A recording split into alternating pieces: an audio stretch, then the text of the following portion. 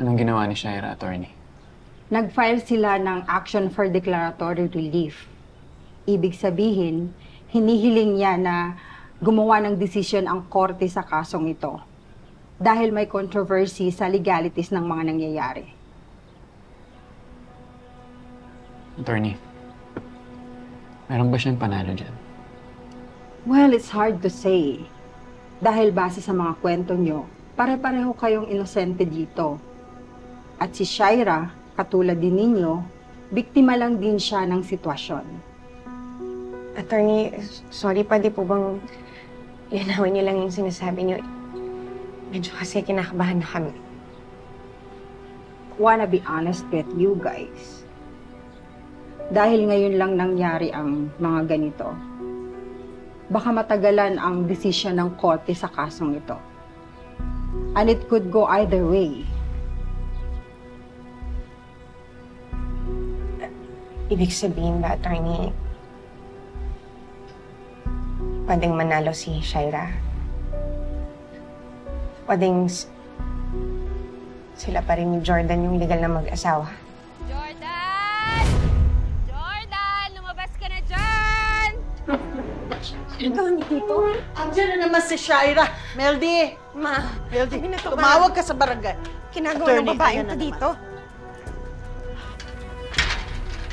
Jordan!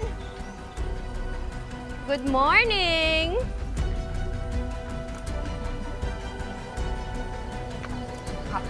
Shaira! Ano ba? Wala, na-miss lang kita. Tara, umuwi na tayo.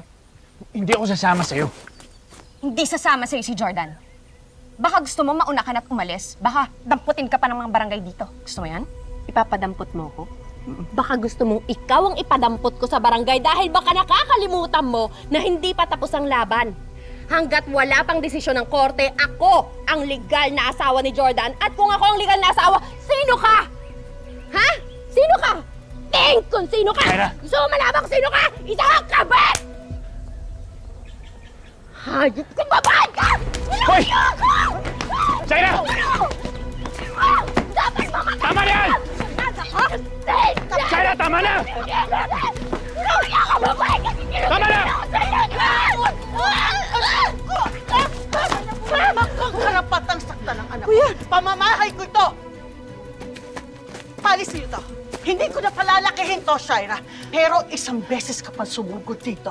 Isang beses pa kakasuhan kita. 4 na taon kasama ko kayo. 4 na taon! Yang anak ninyo ang pagsabihan ninyo!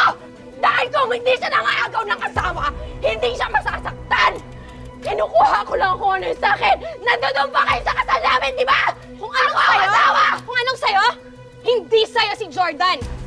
Ako ang unang asawa at ako ang pinili niya. Tandaan mo yun. Patay ka na! Tama na! Patay ka na! Tama na! Tama na! Pwede ba tigilan mo na to? Hindi ako sasama sa'yo kahit anong gawin mo. Tinan mo ginagawa mo, pinapakita mo lang kung sino ka talaga eh. Hindi ikaw yung babae na kilala at pinakasalan ko. Jordan, lahat ng ginagawa ko para bumalik ka sa akin. Please give me another chance. No, Shay. Hindi na kita pagkakatiwalaan. Sige na. Alisin niyo na yan dito. Tara na. Huwag kayong magpakasaya dahil hindi pa tayo tapos. Hindi pa tayo tapos. Mark my words. Stop touching me!